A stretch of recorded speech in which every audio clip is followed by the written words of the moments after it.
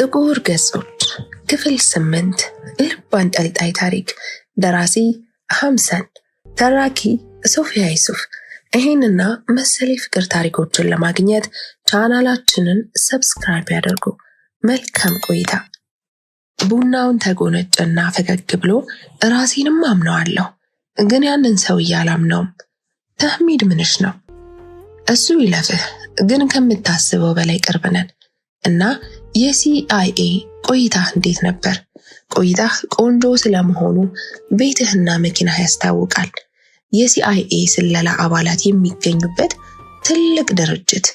የቤቱ ዙሪያ እየተመለከተች ነበር የጠየቀችው። ምንም አይልም ነበር። አሪፍ ሰርተንበታል። ያንቺን ባላውቅም ይሆናል። ለደቂቃ በመካከላቸው ዝምታ ሰፍኗል። ግን በሁለቱም ልብ ውስጥ ረጅምና ማቋረጫ የሌለው ነገር አለ። አዚር ማንነቷን ባለማወቁ ሰግቷል። እሷ ደግሞ ቢሮ ውስጥ የሰማችውን ከጫፍ እስከ ጫፍ መስማት ትፈልጋለች። በዚህ ምክንያት በዝምታ ለመቆየት ተገደዱ። አዚር ሲያፈጥባት ከቆየ በኋላ ተህሚድ ሴቶቹ ይወጡለታል በል፣ ከየት ነው የሚያፍሳችሁ አላት፣ የተደመመ በመምሰል እንጂ ግምቱ ልክ ይሁን ስህተት ለማረጋገጥ። ምክንያቱም ማንም ነኝ አላለችውም። በዚህ መንገድ ለማወቅ ፈለገ። እፍረት የተቀላቀለበት ፈገግታ ፈገግ አለች። ሚስቱ ነሽ ማለት ነው?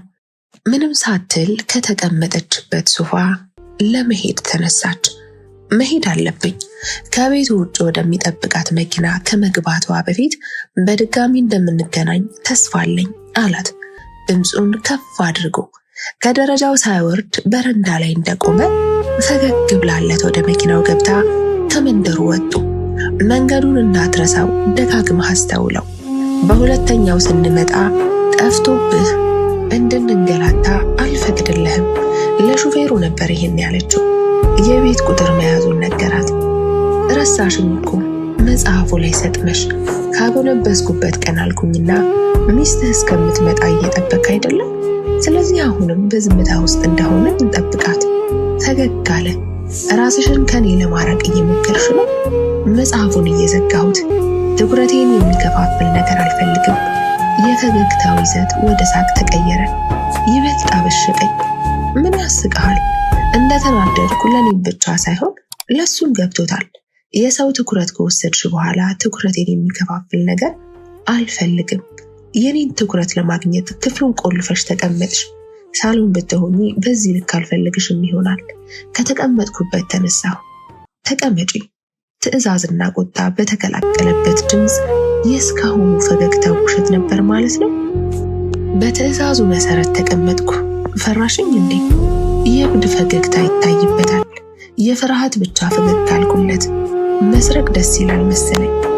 ግር እያለኝ መስረቅ በየት በኩል ነው ደስ የሚለው? መርየም እዚህ ቤት ለመኖር መምጣቷ ጥሩ እንደሆነ ነው የተሰማኝ። እሳት መጫር ፈለግክ መሰለኝ። አሁን በሌለችበት ስሟን ለምን ታነሳለህ? ማለቴ እኔን ለማናደድ ነው። ራሱን በአሉታ አንቀሳቀሰ።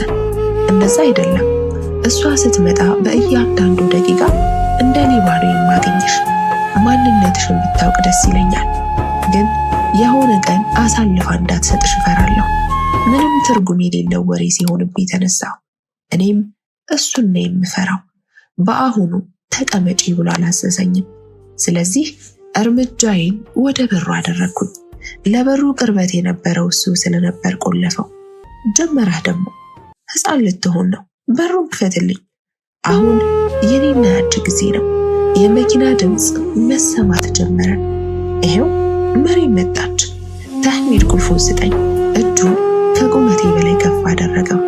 ተስፋ ቆርጬ ወደ መስኮቱ ሄድኩኝ። ተህሚድ ክፈተው፣ በሩን ሳትመጣ አትቀርም። ማንነቴን የምታጋለጠው እሱ አይደለችም፣ አንተ ነህ። በሩን ክፈተው። ከሳሎን የስሜን ጥሪ እየሰማሁት ነው። ነይላ፣ እህቴ ነይላ። የመርየም ድምፅ ነው። ተህሚድ ምን ነክቶሃል? በሩን ክፈተው እንጂ።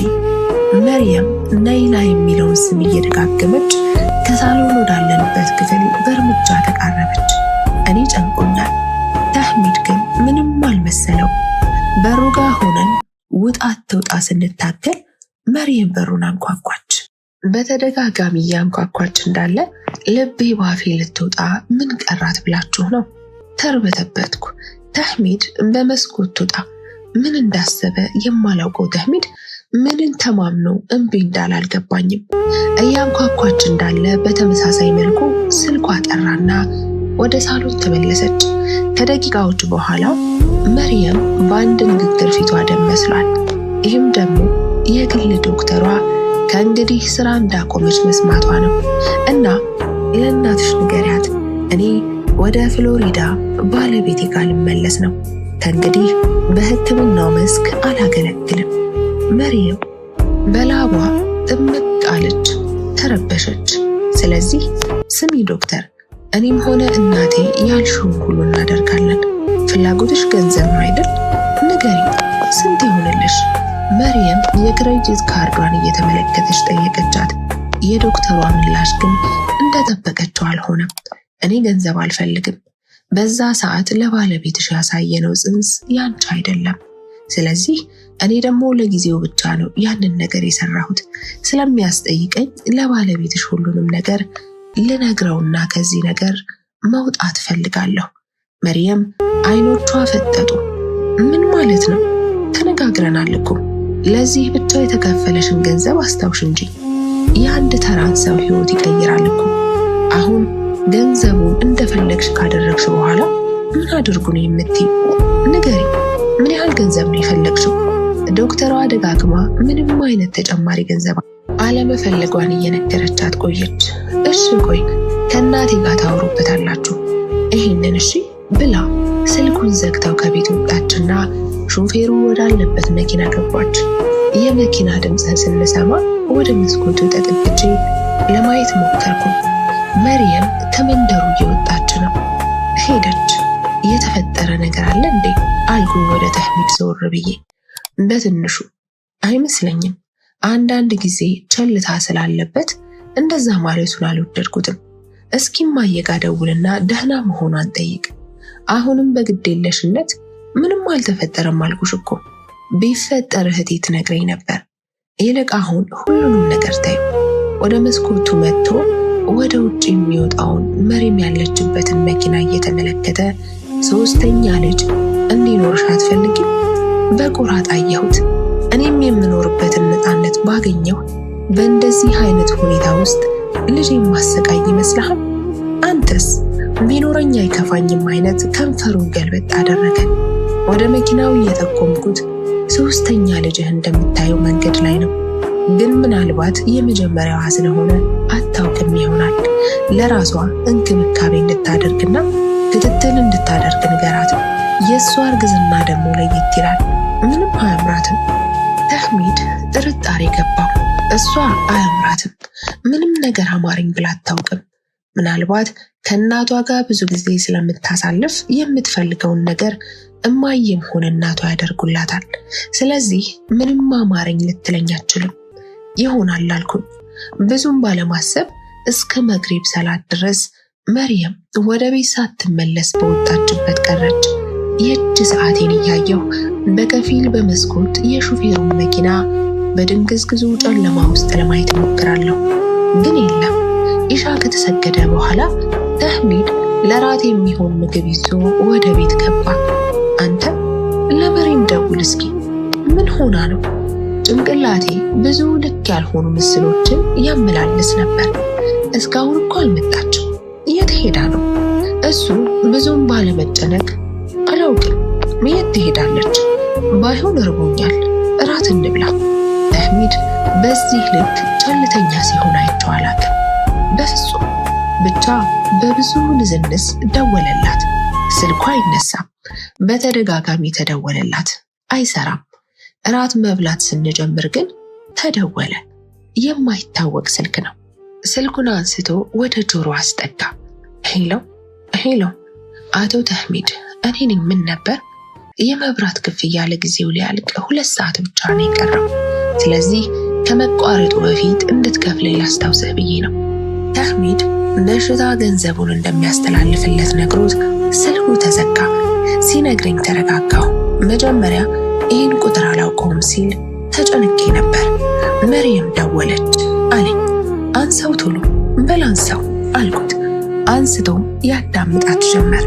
ከሰላምታ በኋላ እሺ መሬም፣ ምነው ወጥተሽ በዛው ቀረሽ? እኔና ሌላ ተጨንቀናል። የደወለበትን አይታ መልሳ እንደደወለሽ ከነገረችው በኋላ ዛሬ አልመጣም፣ እዚህ ነው የማድረው አለች። ለሁለታችንም ግር ቢለንም ደህና መሆኗን ስላረጋገጥን ቢያንስ መረጋጋት ቻልን። ብዙ የመኪና ጉዞ አታድርግ ይበላት፣ ልጁ ላይ ችግር ይኖረዋል አልኩት። እዚህ ቤት ከመጣች ጀምሮ ቤት ተቀምጣ አለመዋሏን እያስተዋልኩኝ ተህሚድ ፈገግ ብሎ ስለ ልጁ ታስቢያለሽ እንዴ? ማለት ደስተኛ ነሽ? ከአጠገቤ የነበረውን ቡና እየተጎነጨው ስህተቱ እኮ እሷ መውለዷና ማርገዟ አይደለም።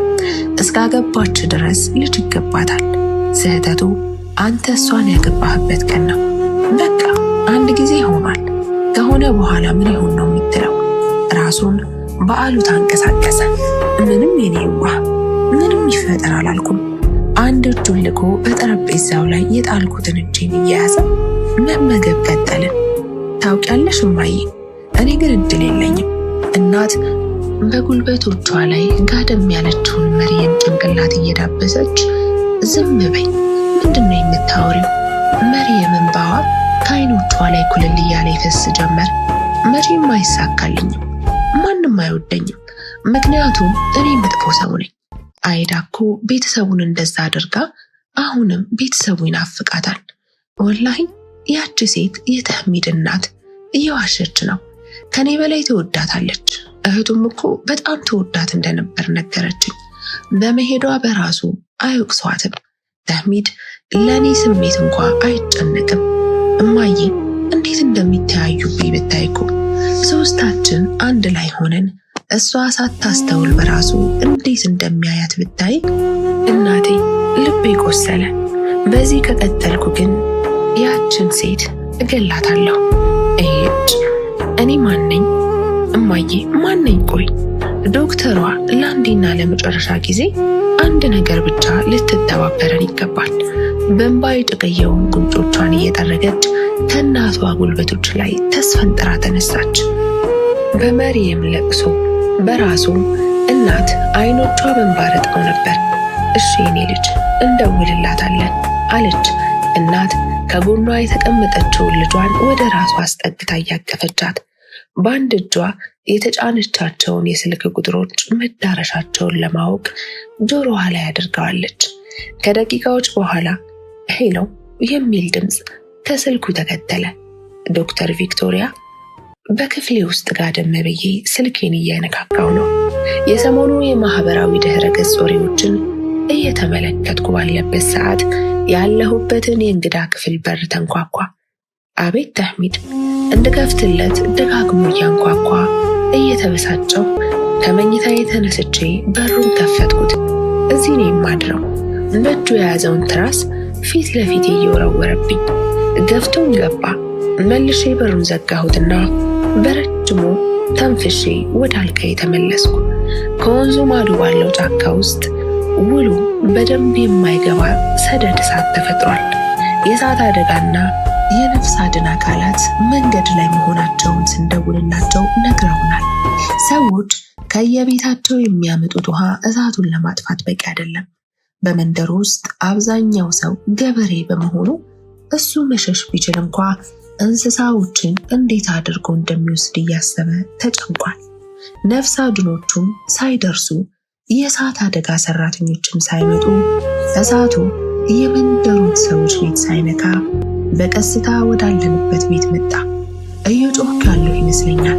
ስነቃ የፈጅር አዛን በተከታታይ ከስልኮቻችን ላይ እየተሰማ ነው። በረጅሙ ተነፈስኩ። ያ እሳት ለምን የኛም ቤት መረጠ? ተህሚድ ተነስ፣ አንተን እኮ ነው፣ ተነስ። በእንቅልፍ የተያያዙትን አይኖቹን በዝግታ ገለጠና ፈገግ አለ። ከአልጋው ላይ እየተነሳሁ ምን ያስገለፍጥሃል? ወደ መስኮቱ ሄጄ በህልሜ እሳት የመጣበትን አቅጣጫ ለማየት ሞከርኩ።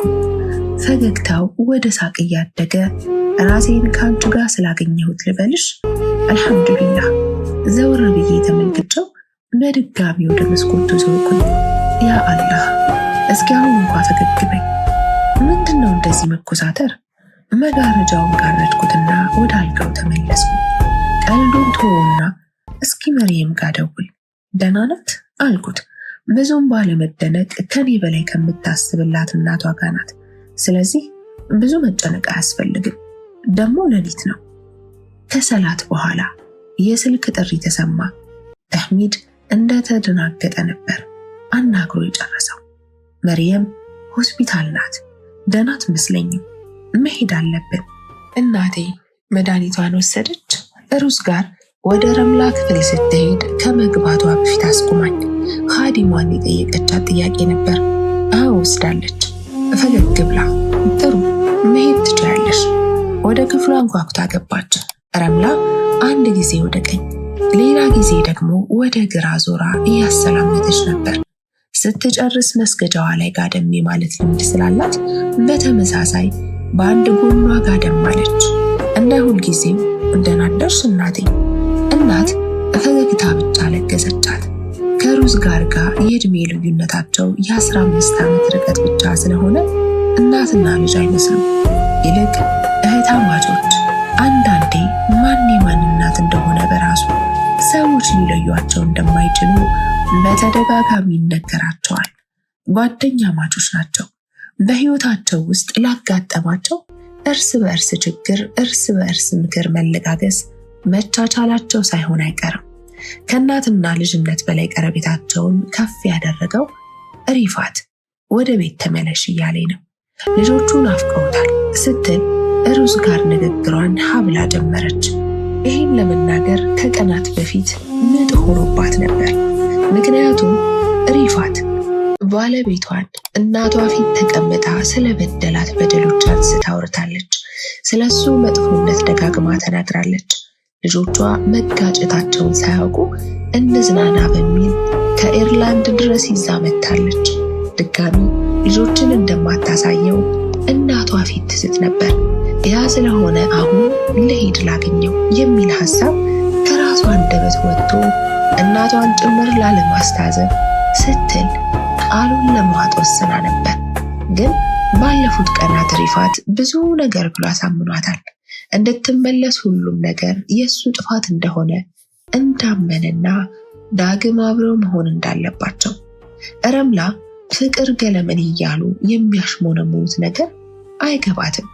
በዚህ ጉዳይ አንድም ልጆቿን አትቀበልም። ያ ስለሆነ ሩዝ ጋር ልመለስ፣ በቃ ታርቀናል ማለት ከብዷታል። የመጣችበትን ቀን ረገመችው። እናቷ የሰገደችበትን መስገጃ በወጓ ታጥፋ አስቀመጠችና ከሷ ትይዩ ባለው የክፍሉ ሶፋ ላይ ተቀመጠች። ስለዚህ ምን ይሁን እያልሽኝ ነው አለች። ወደ ሩዝ ጋር ዞራ ሩዝ ጋር አይኖቿን ወደ ጣራ እየላከች ያው እናቴ እዚህም ብዙ ቆየን። ምናልባት በወራት ውስጥ ሪፋት ጥፋቱን አምኖና ተቀብሎም ይሆናል። ትምህርትም ሆኖት ይሆናል። ልጆቹም ያው የትውልድ ሀገራቸው ስለሆነ አየሩ፣ ሀገሩ፣ ጓደኞቻቸውም ይናፍቋቸዋል። ያው አለ አይደለም። ረምላ ተኩራ እየተመለከተቻት ምን ወሬ ታሳምሪያለሽ? በቃ እንቅጩን አንድ ልንሆን ነው አትይኝም? ሩዝ ጋር ጸጥ አለች። ረምላም በግርምት ፈገግ እያለች አንቺ እንኳን ከተህሚድ የምትለይ ይመስለኝ ነበር፣ ተሳስቻለሁ። ሪፋት ተብዬውን ልብሽ እስኪጠፋ ትወጂዋለሽ። ሩዝ ጋር ድምጿን ቀነስ አድርጋ ይሄ ልጆች ያባትም አይደለ ዝም በይ በሚል እይታ ገረመመቻት። ሩዝ ጋር ሁለት አልተናገረችም፣ በዛው ጸጥ አለች። ሁለታችሁም ቁመታችሁ ብቻ ነው ያደገው። ዛሬም እንደ ህፃናቶቹ ስለ ፍቅር ታወራላችሁ። አይገርምም? ሰው እንዴት በ40 ዓመቱ ያፈቅራል? ሩዝ ጋር አይኖቿን ባቋጠሩ። ልታለቅሺ ባልሆነ። ኧረ ተይ ሩዝ ጋር ውዴ፣ አንቺ እኮ ህፃን አይደለሽም። ህፃን ላለመሆንሽ ማሳያ የ40 ዓመት ሴት መሆንሽ ብቻ አይደለም፣ የልጅ ልጅ የሚባል ነገር እንኳን አይተሽ አያት ሆነሻል። እንዴት ነው ዛሬም ድረስ ስለ ፍቅር እንደ ጅል የምታወሪው? እና ሰው እንዴት ዛሬም ድረስ አይኑ ይታወራል? ልብ የሚሰብሩ ተጨማሪ ንግግሮችን ሳታስከትልላት በፊት ካልጋው ተነሳችና በቃሽ እናቴ፣ ምንድነው የምትይው? አሁን እኔ ስለ ፍቅር መች አወራሁ? ይልቅ ቁርስ በልተን ወደ ሀገራችን ልንመለስ እንደሆነ ላበስርሽ ነው የመጣሁት። በዚህ መሃል ኻዲሟ በሩን እንኳ ሳታንኳኳ በእጇ መስመር ላይ ያለን ቀደም ሲል ማዕድ ክፍል ውስጥ የረሳቸውን የእጅ ስልክ ይዛ እየሮጠች ክፍሉ ገባች። ወይዘሮ ረምላ ከሆስፒታል ነው የተደወለው። ሰጣት ወጣች። ሄሎ ሩዝ ጋር ከክፍሉ የመውጣት ሐሳቧን ወዲያው ሰርዛ ልቧ በስልኩ ላይ ተንጠለጠለ። በስልክ መስመሩ ሄሎ ወይዘሮ ረምላ፣ ለምናገረው ከባድ ዜና ቀድሜ ከልብ ይቅርታ ጠይቃለሁ። ረምላ ከመቀመጫዋ ተነስታ ወገቧን ይዛ እየተንጎራደደች የልጅ ልጇ ሕይወት አልፏል። ስልኩን ለቀቀችው። ኢና ሊላሂ ወኢና ኢለይሂ ራጂዑን። ውዴ የመርየም ልጅ ይህንን ብላ ያዞራት ጀመር። ሩዝ ጋር ደግፋት ሶፋው ላይ ያስቀመጠቻትና በተደጋጋሚ ሄሎ ሄሎ እያለ የአንድ ሴት ሐኪምን ድምፅ የሚያስተላልፈውን ስልክ አንስታ ወደ ጆሮዋ እንዳስጠጋች ለእናቷ እርዳታ ማድረግ ጀመረች። የት ሆስፒታል ነው? እሺ እንመጣለን። ስልኩን ዘግታ እናቴ ነቃ በይ፣ እናቴ ውሃ በላዩዋ ላይ እያርከፈከፈች ሽቶ እንድታሸታት ወደ አፍንጫዋ እያስጠጋች እናቷ እንድትነቃ መርዳት ጀመረች። እንደዛው እንዳለች ደግሞ በራሷ ስልክ ለወንድሟ ደወለች። ለቅሶ መሳይ ድምፅ ከልቡ ሲወጣ ይደመጣል። አይዞሽ የኔ ጀግና፣ ፈተናዎች በዙብህ አይደለ? አላህ ይህንንም ለኸይር ነው እሺ ያመጣው። ውዴ ሰብር አድርግ፣ እኛም እንመጣለን እሺ። ልታረጋጋው ሞከረች። እኔ እኮ እሷ አላሳዘነኝም ሲል ንግግሩን በሲቃ ጀመረ። ያው ታውቂ የለ ለሷ የሚገባትን ጊዜ ባለመስጠቴን ያዘንኩት። ስርቅታ በመሃል ገባና ንግግሩን ገታው። ቀጠለ። ከሄደችው ሴት ጋር ነበርኩኝ። ከመጀመሪያ ፍቅሬ ትውስታዎች ጋር ነበርኩኝ። ከጎኗ አልነበርኩም። ያለኔ እንዳልረጋጋ ሁሉም ነገር ከባድ አደረገው። በጣም በደልኳት። ለዚህ ያበቃኋት እኔ ነኝ። ይበለኝ እህቴ፣ ደጋግማ እንዲረጋጋ ነግረው ይበለኝ እህቴ፣ ችግር የለም እየመጣን ነው በሚል ቃል ቋጨችው። ኻዲሟ የተላከችውን ሎሚ በውሃ ይዛ መታ ለረምላ ከሰጠዋት በኋላ ተረጋግታ ስታበቃ ወደ ሹፌሩ መኪና ገቡ። ረምላ ገብታ ሩዝ ጋር ወደ ውጭ በመቅረት እስከ መኪናው ለሸኘቻቸው የእናቷ ኻዲም የሰራተኞቹ ተቆጣጣሪ ዘወር ብላ ያው የተፈጠረውን ሰምተሻል፣ የሙሽራዋ ልጅ ሞቷልና ከኔ በተሻለ አንቺ ታውቂያለሽ። ለለቅሶ የሚቀርቡ ምግቦችን እንዲያሰናዱ ለተቀሩት ንገሪልኝ። ያው ከአሁኑ ሰዓት ጀምሮ እንግዶች ይኖሩናል፣ ሕፃኖችም ትምህርት ቤት ይሄዱ ብላት ወደ መኪናቸው ገባች። ረምላ እያነቡ ያሉ አይኖቿን በያዘችው ሶፍት እየጠረገች ለልጄ ልደርስላት ይገባል፣ ከተኛችበት ስትነቃ እኔን ነው ቀድማ ማየት ያለባት። የኔዋ እንደው ፈተናዋ በዛባት እኮ። ሩዝ ጋር ተጠግታ እያቀፈቻት በቃ እማዬ ምንም አትሆንም፣ ግን በምን ምክንያት ነው የሞተው? ረምላ ለቅሰው አንገት አድርጋ አላወኩም፣ ይሄኔ ወድቃ ይሆናል። መኪናቸው ወደ ሆስፒታል ተወነጨፈች። ጆሃን በዝምታ ከተዋጠችበት አንድ ንግግር ብቻ ተናገረች። እሱንም ምን ነው አይዳ፣ አንቺ እኮ ከኔ የተሻልሽ ነበርሽ። ይሄ እኮ በቃ የአላህ ስራ ነው። ከልክ በላይ ልታዝኝ አይገባም። ያው ስሜታዊ ሆኜ ነው። ሕክምናውን ረበሽኩት አይደለ ስልሽ ከኔ ልጆች በአንዳቸው ላይ ይህ ቢሆን ኖሮ ብዬ በራሴ ያሰብኩትና መርየም ምን ያህል ተጎድታ ይሆን ስላሰብኩኝ፣ እውነትም በእኔ ብቻ ምን ያህል ተጎድታ ይሆን? የተህሚድ ሚስት መሆኔን በራሱ ባለማወቋ ውስጥ ምን ያህል እንደሚሰማኝ አንድ ክፍል ውስጥ አግኝታኝ በራሱ አትጠራጠርም። አንዳንድ ጊዜ ከእሱ አንጻር እኔ ያደፍኩ ይመስለኛል። ምናልባት በመጨረሻው ሰዓት ለተህሚድ የሰጠችው ካሳ ሆኖ ይሁን እላለሁን። ከእንግዲህ እኔ ወደ ጎን መውጣት አለብኝ። ሕይወታቸውን ልረብሸው አይገባም። ክፍል 9 ይቀጥላል።